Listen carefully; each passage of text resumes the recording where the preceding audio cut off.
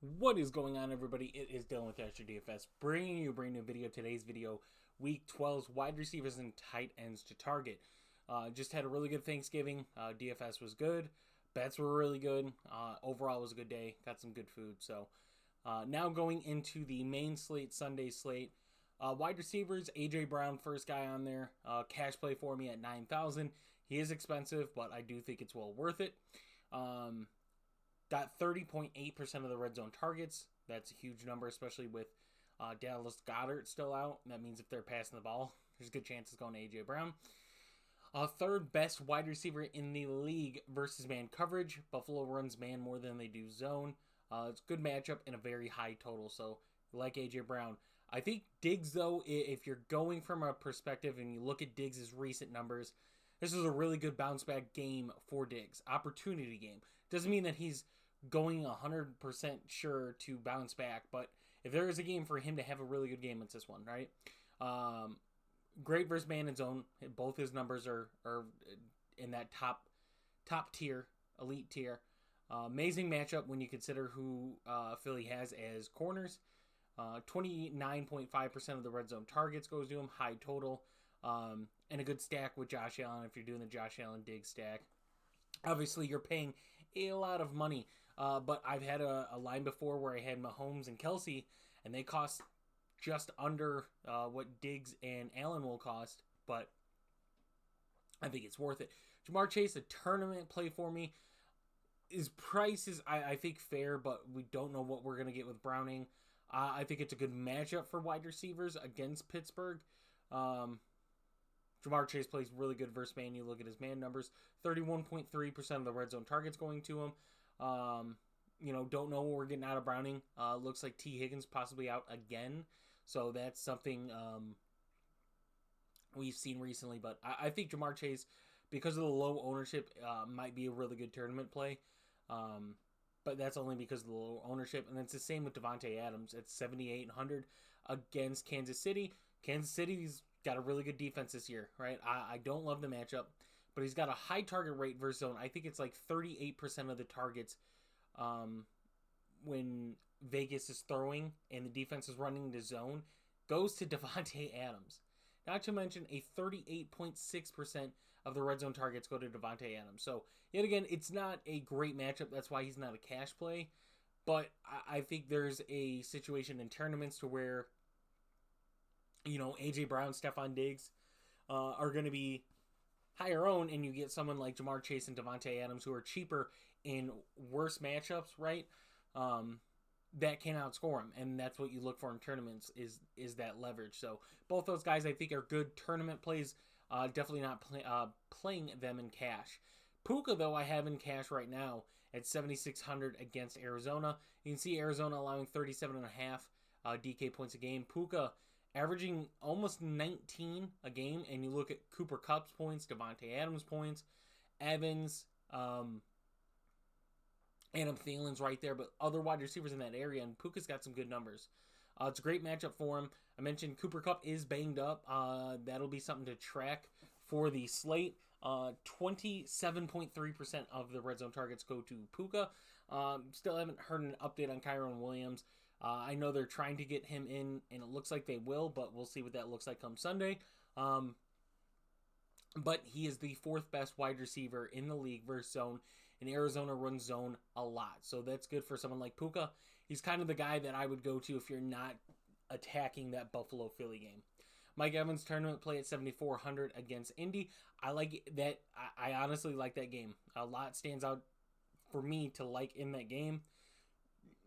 Neither team really has a good rushing upside in that game, but both have really good passing upside, so that's something good there.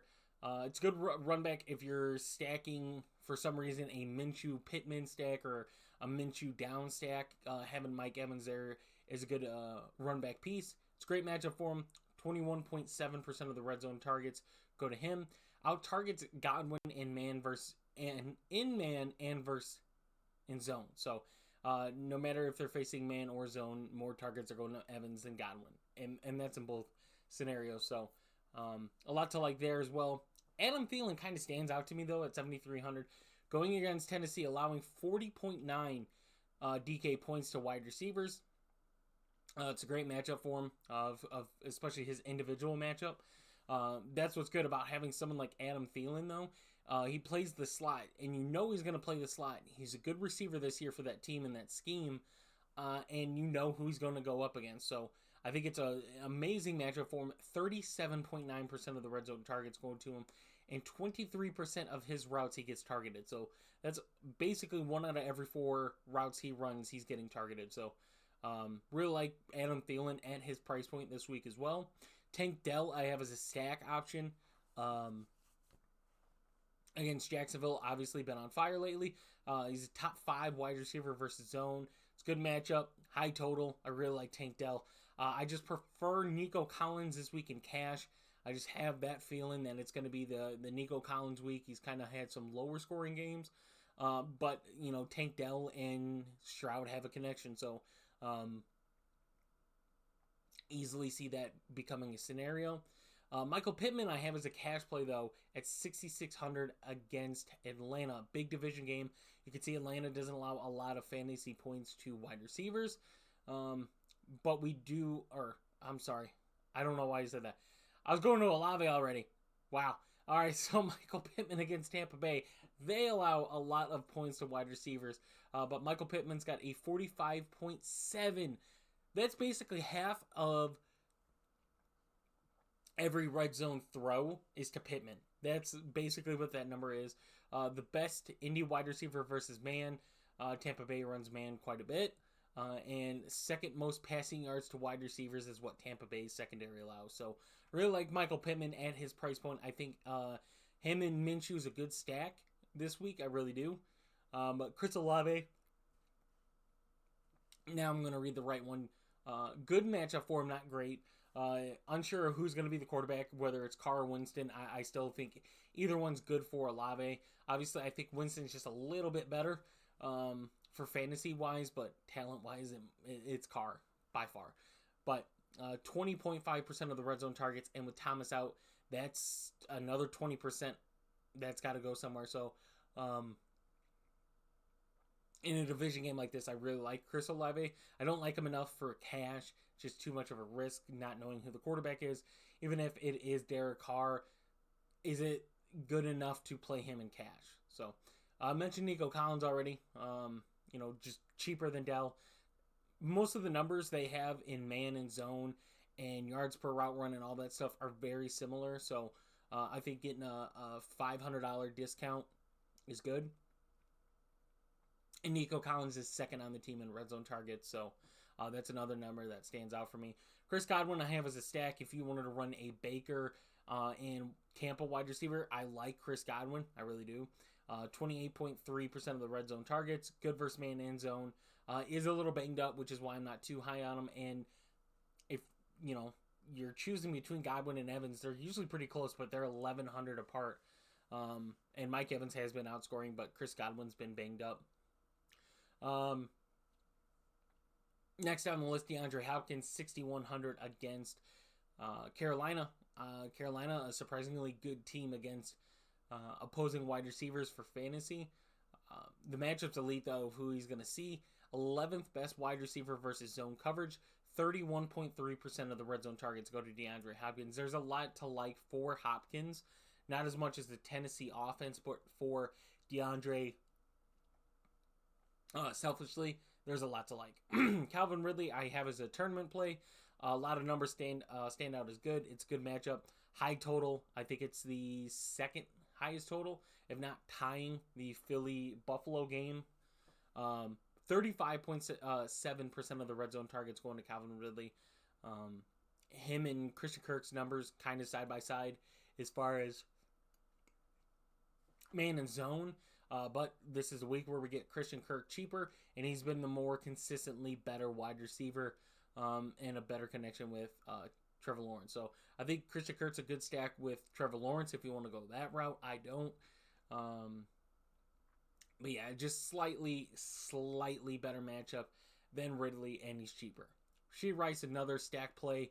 If you want to stack Mahomes with 2 pass catchers, that's usually how it goes. Rashee Rice, Travis Kelce, I'm good with that. Rashee Rice, getting there in price. I think they're pricing him a little too high for what he's done, but I still think he's a really good talent. So, 21% of the red zone targets go to him. Best Kansas City wide receiver by far. It's quite a big dip after Rashee Rice versus zone, but he's there for me. I'm not in cash though. Cortland Sutton against Cleveland. This one I kind of like for cash. It's I think it'll be a sorry. I think it'll be a sneaky cash play for his price point, 5,400 against a Cleveland team that it looks like right now they might be down 2 corners, so that's something that stands out. Denver's been on fire. 10 plus fantasy points, DK of course, in the last 5 games. Best Denver wide receiver versus man coverage, and 32.5% of the red zone targets going to Cortland Sutton. It's not a great game if both those corners are in, but overall, I think being down 2 corners is something that benefits, right? Should benefit any team that doesn't have the guys hurt, but any team that's facing a team that has 2 corners out, like, should have a good game. So Cortland Sutton at 5,400, I think could be. It's not a high owned cash play, but I think it's a sneaky cash play for me, especially at his price point. Drake London 5,000 in a tournament play against New Orleans, plays good versus man coverage. 32% of the red zone targets go to him. That offense is just always inconsistent. That's why it's hard to put them in cash, but I do like him for tournaments. 4,900 though, Deontay Johnson kind of struggled the last few weeks, but they do have a new offensive coordinator. We've seen that Deontay Johnson, as far as targets go, is Kenny Pickett's favorite guy so far. Better versus man coverage, which since he runs more man than zone, and he's better than Pickens added. So I like Deontay Johnson at his price point. Josh Downs at 4,800 against Tampa Bay. A lot of their numbers between Downs and Pittman are similar. The difference is 2,000 in price. The red zone targets are different as well, but I think Josh Downs is a great value play this week in that matchup. Then we continue to go down. Demario Douglas at 4,400 against the Giants. It's a good matchup for him. Best New England wide receiver versus both man and zone, and he's very cheap for being basically number 1 wide receiver. It's a very bad offense. We don't know who the quarterback is. I'm just going to assume it's Mac Jones until it's not, but we'll see what that looks like as well. Maybe come game time they shake it up, but we'll see. Rashid Shaheed, though, at 4,300, another value guy. I like the downfield guys like Rashid Shaheed, kind of like Jameson Williams yesterday.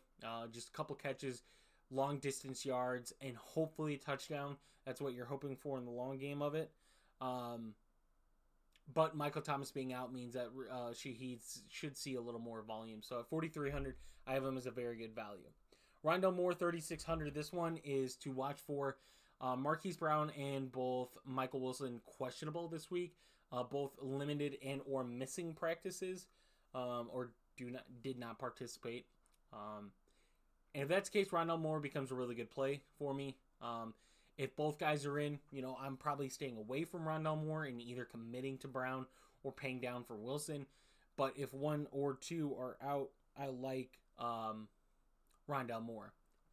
Shakir 3,600, another value play for me. He's just seen an uptick in volume lately. I don't know what the difference is, but he's seeing it. So 3,600 in this matchup, facing a very bad secondary. Getting some cheap pieces to that is good. So 3,600, another guy. Darius Slayton is a very odd value, right? You don't want to get Giants exposure, especially against New England. But he is the best Giant wide receiver versus man by far. It's a good matchup personally for him. Second most targets, or most targeted pass catcher by DeVito. So that kind of stands out. And that's pretty much it for wide receivers. Go to tight ends. Travis Kelce tournament. If you can get to him in cash, but obviously if you're getting Kelce, you're getting Mahomes. If you could get to him, go for it. One of the safest floors, especially at a tight end. Huge favorites in this game. 25.5% of the red zone targets going to him. Like I said, I just don't love his price in cash. I think there's other options, and McBride and Engram here to pay down to. Dalton Kincaid, though, another tournament play. You can play him in cash too. I think Kincaid's a fine cash play at 5,300 against Philly. Same thing. Their defense has just been very bad against the pass. 6 touchdowns to tight ends Philly's allowed. Number 2 target on Buffalo's offense, I think is safe to say. Top 10 PFF tight end advantage and a high total. Trey McBride, 4,700, first cash play tight end that I have. Going against Arizona, or going against LA, sorry. Third highest target rate per tight end. So that means on this slate,